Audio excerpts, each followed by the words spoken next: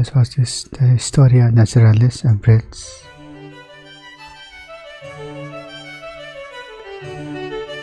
Guess it's back.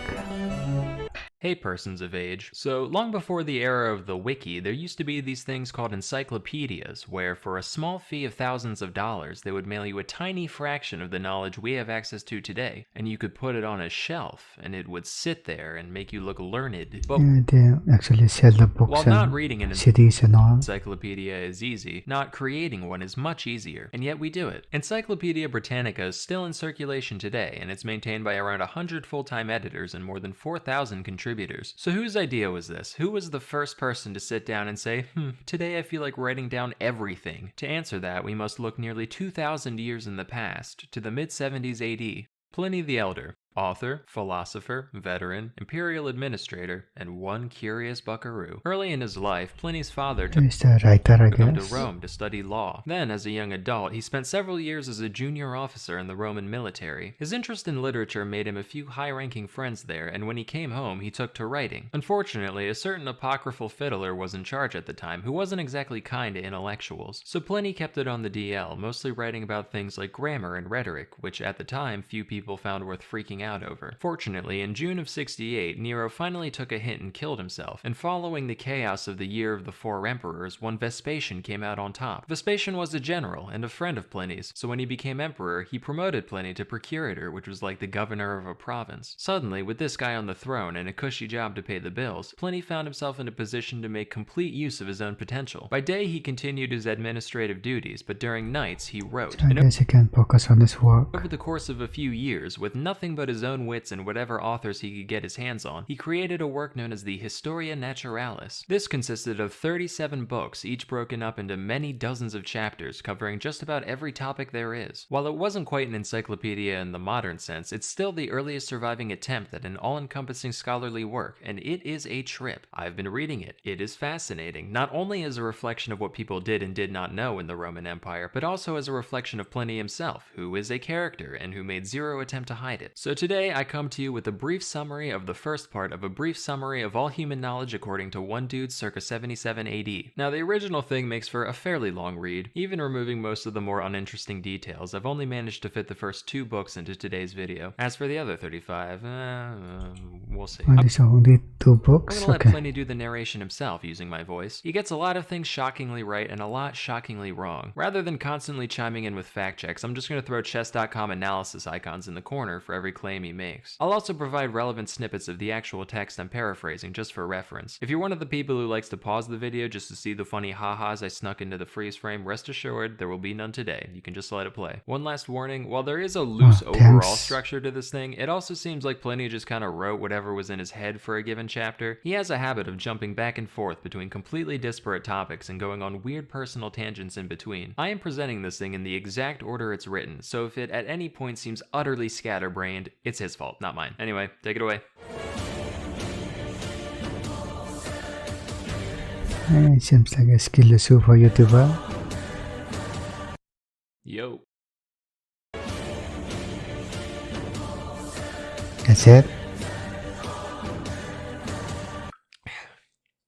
Right, let me get right ahead of things. These books are strictly about this world and the things we can see around it. If you're one of those madmen who think there are other worlds beyond this one, give it a rest, alright? That's psychotic. You can't know these things, and you can't grasp infinity. Stop trying, you'll hurt yourself. So the heavens are a perfect sphere, and they spin around us perfectly. It takes 24 hours for them to do one spin, which is actually really fast because the universe is huge. In fact, massive objects all whooshing around us this fast should be incredibly loud at all times. Why isn't this the case? The whole shebang is composed of 4 elements, right, which sort themselves by weight. Earth is heaviest, so it falls to the middle of everything, into a sphere, and it stays still. It's the only still thing. On top of that is water, then air, and fire's the lightest, which is why the sun and stars are made of it. The sun Isn't there water under the earth? kicks ass. Easily the best of the 7 things up there. Basically a god. Not literally. Don't try to answer questions about God's nature, by the way. You'll just confuse yourself. There's at most one God, and he's everything, and he doesn't do weird human shit like getting jealous or banging other gods. I swear, people just make up new gods every time they want something specific. Let me tell you, there was a temple on Palatine Hill dedicated, through my tax dollars, by the way, to fever. I mean, the quickest money making is to start religion. The illness. You understand that's bad shit, right? Things like that are why we've got more gods than people at this point. Folks in other countries worship animals and obscene things like stinking meats. There are gods of theft and other crimes. It's all folly. You want to be godly? Just help others. That's the way of the old Roman nobles, and that's the way of the noblest noble of all, Emperor Vespasian Augustus, who may or may not be my best buddy. But anyway, if there is a god, he doesn't care about what you do. People put crazy emphasis on the religion, avoiding foods, worrying themselves sick about all kinds of sacred rules. Look, I hang around the capital. There's a lot of rat bastards in politics, real scumbags, and they are thriving. You don't need to torture yourself. Have a bacon. Nobody gives a shit. Back to the stars, which by the way also don't give a shit about you specifically. For big history-changing stuff, yeah, they'll act up, but you, reader, do not need to worry. Anyway, most of them are fixed in a sphere really high up there. We'll call this the heavens. Between the heavens and the earth, there are 7 other bodies to talk about. Highest up there, we got Saturn, then there's Jupiter, Mars, the Sun, Venus, Mercury, Moon. The heavens spin to the right, all these guys spin to the left. Saturn is cold, Mars is hot, but Jupiter's just right. The sun's orbit is made up of 360 degrees, 1 degree per day, except not quite. We have to add 5 1/4 days or else our sundials break. Down to Venus and Mercury, these guys are weird because they like to hang around the sun. Fun fact, Venus is actually bright enough to help out the sun and moon sometimes. When it's helping the sun, we call it Lucifer, the light bringer. And when it's helping the moon, we call it Vesper. It is where they thought the sun revolves around the earth. The sleepy time guy. Mercury tries to do the same thing, but he's much more lame and cringe, so he can't. The moon's got phases, as you know, and she gets closer and farther away at different times. And Daimion figured out lots of cool info about the moon's orbit, and you assholes bullied him for it. Yeah. This man unraveled the secrets of the universe, and in return, everyone goes, ho ho ho, he's in love with the moon. That's because humans are sick in the head. They'd rather read stories about bloodshed and massacres like that matters more than the fabric of reality. Get a clue. Anyway, the moon has phases because of the way it borrows light from the sun, which might be what these other guys do too, we don't know yet. All those spots on it are actually puddles because it likes to draw up moisture from the earth, which is where we get the tides. And every now and then, it casts its shadow on earth. We call these eclipses, and they are freaking wicked. Eclipses can happen the other way around too, and the way these happen prove that the moon is bigger than the earth and the sun's way bigger than both of them. Oh, and just so we're clear, eclipses are a natural thing. It's not the apocalypse or God's wrath. They follow rules. Even the Greeks could predict them. Settle down. Back to the planets, they're all kind of in the same belt up there, and they all get farther and closer to us at different points because their orbits are complicated. They mostly follow the same rules as each other, but there's some goofiness, like the ones further than the sun move the slowest when they're the farthest away from us, but the closer ones move the quickest then. We can chalk this up to the sun emitting vapors that must push them around in weird ways. Thunderbolts come from Jupiter, and we don't know why. One theory is that it's because Saturn is very moist and Mars is very fiery, and when they meet in the middle, we get celestial fire thrown down at us. Same reason a wet log crackles and throws off embers in a fire. There is a type of star that moves around and vanishes. We call these comets, and they come in all kinds of flavors. These might actually be omens. I mean, there have been some weird coincidences. Some people think comets are permanent, and we only see them when they swing by the right way, while others say they're just flare-ups of celestial vapor that dissipate on their own. Now don't they go by after 70 years? Talk about some real anomalies, things we've only rarely seen. The sun goes dim sometimes, like when Caesar got killed. Matter of fact, during the Civil War with Mark Antony, it stayed dim for like a year. Multiple suns have been seen at the same time on several occasions, but no more than 3. 3's the record. Same with moons. One time, a burning shield darted across the sky, throwing sparks as it went. Another time, someone saw a shooting star fly towards us until it was as big as the moon, and then it turned around and went back to being a normal comet. Side note, even the translator was like, I don't know what the fuck he's talking about. Finally, there are the stars Castor and Pollux. If you see both of them, it's good luck, but be advised, if one's alone, he turns into a little bastard. He can and will come down and set your boat on fire. That's the celestial sphere taken care of. Now let's move down a peg to the air. The air ends way before the moon, and it mixes with water vapor to create the weather. The sun dries up water on the earth, it goes up and turns into clouds, and then it's pushed back down again by the star forces that keep stuff on earth. We get rain and hail and such, and it keeps going round and round like some kind of water cycle. The seasons go around once a year, and we don't know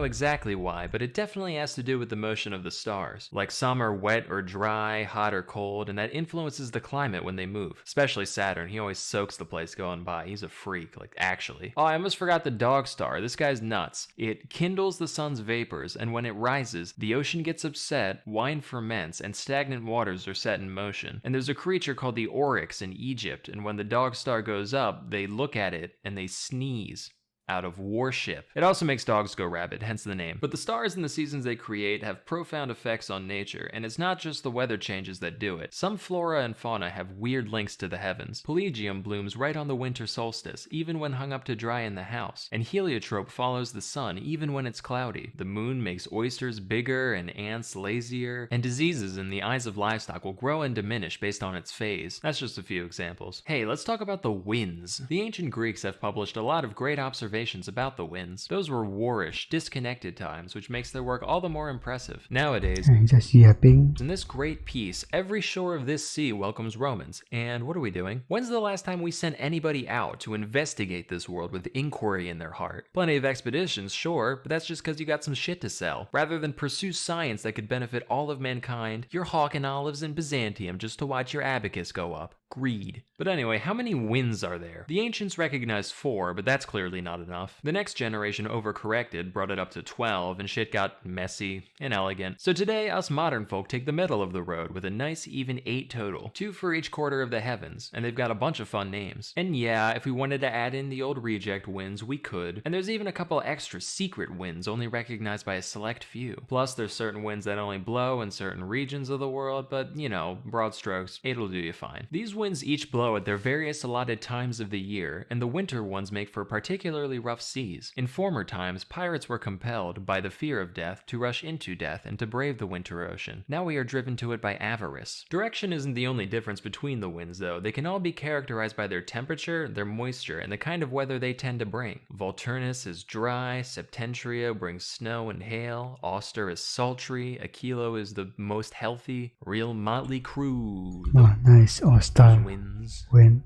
But while those guys are generally pretty calm, we must also consider the sudden, violent gusts we call storms. Storms are self-contained events that come in a few flavors themselves, like Eknephius, which brings thunder and lightning, or Typhon, which doesn't. Certain storms also give rise to whirlwinds, which are these giant, loud pillars of wind and moisture that tornado. destroy everything in their path. They are so dense that they can actually support themselves on the ground, and if they happen over the sea, they suck up the water as they go. Thunderstorms produce lightning, and lightning is crazy. It has this unique property where it can damage things on the inside while leaving the outside unharmed. It can empty casks of their wine without breaking the vessel itself, and it can melt gold and silver without burning the bag they're in. One time, a noblewoman named Marcia was struck by lightning while pregnant, and while the baby got fried, she herself survived without injury. Many people believe that when lightning strikes a man, it can be used Throwing a second in there, to predict his future, with terms and conditions, of course. Some historians also state that man is capable of invoking lightning. The author L. Piso said that the ancient king Numa did it all the time. Then his successor, Tullus Hostilius, tried to imitate him, but he didn't do the ceremonies right, so he just got electrocuted. Is any of this true? Maybe. At the very least, I buy the fortune-telling thing. Now, we all know that we see lightning before we hear thunder. That's nothing special. It's just because light has a greater velocity than sound. It's the same event, thunder's just the sound that lightning makes. Fun fact, man is the only animal that isn't He's onto something here. always killed by lightning. Any other creature, instant death every time, but we're special. Lightning can strike just about anything, except for laurels, seals, and eagles. They're all safe. It also never descends more than 5 feet into the ground, so if you're someone who's scared of lightning, your best bets are deep caves or a tent made out of seal skin. Besides all this normal weather, we do have records of some real weird stuff falling from the sky. It has rained milk and blood on many occasions. One time it rained flesh, and the fallen meat that wasn't eaten by birds just didn't rot. You know, your casual immortal meat storm. One time it rained wool, and Easy hallucinating. another time there was a shower of baked tiles. What a country, huh? Stones have been known to fall from the sky now and then. The Greeks like to brag about how the philosopher Anaxagoras correctly predicted such an event, but I find that dubious. We know a stone fell, it was like a wagon load big, but I think Anaxagoras just got lucky. I mean, the guy said it would fall out of the sun. What are you on about? The sun can't do a rock, it doesn't have rocks. Finally, rainbows are nothing special. We get them all the time. They don't predict the weather or anything else, they're just something that happens. Rays of sunlight hit a hollow cloud and they get refracted. And the colors are due to a mixture of clouds, air, and fire. Let's come down from the air onto the earth. Good old Mother Earth. The other three elements are bastards. You never know when they're going to turn on you. Fire burns us, water pelts us as hail and floods our villages, air rages in squalls, but Earth, she's just hanging out. And what a bounty she has for us, giving us crops, flowers, medicinal plants. In her compassion, she even gave us poison, so when life sucks, we can kill ourselves quickly. And what does man do? Naturally, we take advantage of her kindness. We torture her for all the iron, timber, and stone she can bear, and then we use that iron to tear out her entrails in search of gems to put on our fingers. Do you know how many hands have to be worked to the bone just to decorate one joint of another? Honestly, if hell existed, all this greedy digging would get us there. But, of course, whatever we take from her, we all pay back in blood and bones eventually. World keeps turning. Just wish y'all weren't such ingrates about it. Anyway, as we said, the Earth is a perfect sphere, except for, It is what it is. mountains and valleys, but close enough. There's a question we get all the time when people first learn about this, particularly from the commoners. They'll go, right, if Earth's a ball, why don't people on the other side fall off? To that I say, why doesn't the whole thing fall down? Where would it go if it did? Up into the other sky? That doesn't make sense. No, the Earth is right where it belongs. Then they'll say, alright, fine, but why's the ocean flat then? Guess what? It's not. Here, take a glass of water, fill it to the brim, then drop a little something in there. See that slight, subtle curve? That's the ocean. You can see it when a ship goes What is that mentality? out to sea. The bottom bit will disappear over the horizon before the mast does, and so it goes all the way around. One time some Indians got blown off course by a storm and ended up in Germany. Side note, this was not the first nor the last time the translator started his annotation with this exact 11-syllable sigh of frustration. The ocean they must have crossed had to be massive, like half the globe. Real quick, let's think about how much of the world is even inhabitable. We got one hemisphere over here, which is divided into 5 zones, right? On the top and bottom, miserable, nothing but cold and darkness. In the middle, sun's too close, burns everything, miserable. So already we only got a fifth of the place to ourselves. Then take into account all the seas and mountains and wilderness and other crap in the way, there's barely anything left. And this is what every war in history has been over, this tiny portion of what amounts to a speck in the universe. Even if you conquered the world, you'd have barely started. And how much of it can you bring with you to the grave, huh? So the Earth is in the middle of the universe, and we know this because of the equinoxes. Day and night, perfectly balanced on these 2 dates. We're right in the middle, it just makes sense. There's plenty of other proof that we live on a globe. Certain stars can only be seen from different parts of the world, and that's because the Earth's in the way. Just ask a sailor, they'll see new stars squink their way out of the horizon as they go. Also, eclipses show that the time of day depends on your east-west position. A few years back, the same eclipse of the sun, same exact event, was seen at 8 in Campania, but at noon in Armenia. Try splaining that one, planists. Here's another. One time, a courier named Philonides ran from Sicyon to Elis, which is a distance of 1,200 stadia. The way there took him 9 hours, but then the return trip took him 15. And it's not because he was tired or took a break somewhere. Brother, he ran against the sun. Likewise, the length of shadows on a given day depends on your latitude. In Egypt, on the summer solstice at noon, their sundials cast a shadow half the length of the pointy bit, whereas in Venice, at the very same hour, the shadow's as long as the pointy bit. If you keep going south, eventually you'll reach a point where the sun's straight up at the solstice. We dug a well in a town called Syene just to check, and sure enough, it's light all the way down. If you go even further south, you'll notice the sun do that twice a year at equal distances from the solstice. There's also a place in India where there just aren't shadows, ever, and as a consequence, the people there don't know what hours are. But because of the way the sun moves, you'll notice that the longest day of the year is longer the further north you go. In Alexandria, on the summer solstice, they get 14 hours of daylight. In Italy, it's 15, and in Britain, it's 17. Following this pattern, we believe that at the very North Pole, it's 24, meaning they get 6 months of daylight at a time, with 6 months of night on the other side. The difference in climate based on latitude is clearly reflected in the nations that live there. For one, the Ethiopians. Let's talk about earthquakes. The Babylonians used to blame these on the movements of the stars. One guy is even said to have predicted an earthquake through astrological means. Is that true? I'll let you be the judge. I, for one, believe that earthquakes are caused by the winds. Think about it. Before an earthquake, it's always very calm. The seas are tranquil. There's not a single bird in the sky. Why? No wind. They can't fly. Where'd the wind go? Underground. It gets stuck down there and it builds up until finally hell literally breaks loose. It starts off with a horrible noise like cows mooing or people fighting in the distance. It's actually hilarious and accuracy. Then everything shakes, hard. Whole city walls get knocked down and sometimes the earth opens up and swallows them entirely. The shaking's even noticed by people on ships who get hit by waves without any wind. Earthquakes also make well water turn cloudy and smelly. So the obvious question is, So no mention of tectonic plates, I guess. what the hell's can we do about it? Well, places with a lot of natural caverns or man-made sewers tend to get fewer earthquakes. That's because the underground air has an easy way to escape. Buildings that are arched or that lean against each other also tend to fare better in the event of an earthquake. Barring all else, at least things are usually over with quickly, although some earthquakes have been known to last days, months, even 1 or 2 years straight. As for related anomalies, about a century and a half ago, 2 mountains slammed together and collapsed, and fire and smoke came from the ground where they stood. More recently, under Nero, there was a knight named Vectius Marcellus who woke up to find that his fields and olive grounds swapped places with each other. No mayhem or destruction, just, oh, this is over here now, okay? But just as Earth swallows up land in one place, she spits it back out elsewhere. As such, islands sometimes rise up spontaneously out of open sea. We have tons of records of these events across the Mediterranean. They're often accompanied by a giant fiery explosion and loads of dead fish floating everywhere. It's said that one time some people ate these fish, and then they too immediately died. But enough of tragedies. Let's turn back to the wonders of the Earth, such as there are many caverns filled with gas that instantly kills things. Some kill only birds, others kill everything but people, and still more kill everything and people. In a few caves, those who breathe the gas instead become intoxicated and start predicting the future, as is the case with the famous oracle at Delphi. We can ascribe these effects to the divine power of nature. I mean, what else could it be? How the hell do you explain that rationally? But while most islands are attached to the earth at the bottom, there are a few that float. The Calaminae Islands are not only moved by the wind, but the people on them can actually push them around with long poles to go wherever they want. There's another group of floating islands known as the Okay, dude,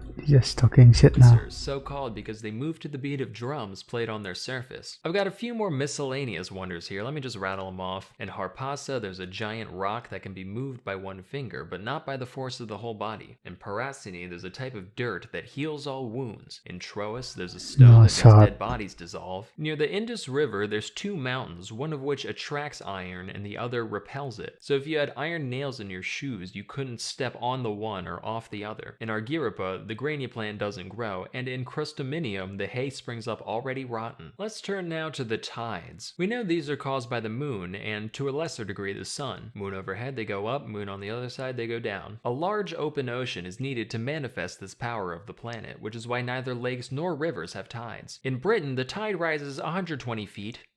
The tides do a full cycle twice a day, except in Euboea, where they do it 7 times. Aristotle said that animals only die when the tide is ebbing, but really that's only true of people. Watch. Seawater is salty, and that's because the sun evaporates all the mild, sweet water while leaving all the gross crap that ends up in the ocean behind. A number of it's a sweet water. I didn't know that. Estimates have been made for the depth of the ocean, ranging from 15 stadia to who the hell knows. Seawater is also heavier than fresh water, which is why things float better on it. As with everything in nature, bodies of water have no shortage of weird stuff they get down to. Some rivers actually run underground before bursting out again elsewhere. We know they're the same river because if you chuck stuff in one, it comes out the other side. There's a lake in Judea where nothing sinks at all. In Dodona, there's a spring called the Fountain of Jupiter, and though the water there is cold as ice, it'll relight extinguished torches held near its surface. The river Melos turns sheep black when they drink from it, while the Cephasus makes them turn white, the Peneus turns them black again, and then the Xanthus makes them red. The river Astaces makes the horses there I guess there's no less of genetics and all. Produce black milk, which the people use for food. There's a spring in the island of Andros that tastes like wine. The river Lyncestis tastes sour but gets you drunk like wine. And in Arcadia, there's a river called the Styx that kills you instantly. In Labrosis, there are 3 springs, all of which also kill you instantly, but in a much less painful fashion than the Styx. That's enough of those. From here we turn at last to the 4th element, fire. In Samosata, along the Euphrates, there's a big pool of this flammable mud they call maltha. It sticks to everything it touches, and if you set it on fire, even water won't extinguish it. Romans invaded these lands long ago, and the people there poured the stuff on our soldiers, cooked them in their armor like a crab. There are certain places in the world where fire's always burning. The summits of many mountains are home to such flames, as are the occasional crater and field. And of course, the sun and stars are no exception. What a weird thing these are, like fire needs fuel to spread and sustain itself. So what is it that can feed these flames without destroying itself in the process? There's a thinker for ye. But besides these guys, where else does fire come from? You got fires lit by men, for one. Certain stones have fire in them innately. There's the fire you get from rubbing sticks together, and there's the fire in clouds that causes lightning. You can also use concave concave mirrors to focus sunlight into fire. Highly potent, do be careful. Sudden fires also manifest occasionally in the human body. One time when 6th king of Rome Servus Tullius was a child, he was just sleeping there when suddenly flames shot out of his freaking head. I've got more fun facts like this to drop later, but it's about time we wrap this book What? up. And what better way than Fire from the body? by sizing up the entire globe. So I ran some numbers, added some distances, checked some other people's answers. I've got some estimates here on the width of the inhabited world, from the mouth of the Ganges in India to the port city of Gades in the west. These all fall around 9,000 miles, give or take 1,000. But like I said before, the uninhabited Earth extends far beyond that. And also that's accurate, but okay. Pliny was a really bright dude, and he put the circumference at 31,500 miles. What a big, wild world it is. Just how wild? You'll have to tune in next time for books 3 through 6, all of which are titled An Account of Countries, Nations, Seas, Towns, Havens, Mountains, Rivers, Distances, and Peoples who now exist or formerly existed. But for now, I'm Pliny the Elder, et gratias ago tibi, qui expectandi. Okay, guys, job I'm fuming at my pronunciation right there. Okay, job that's pretty good.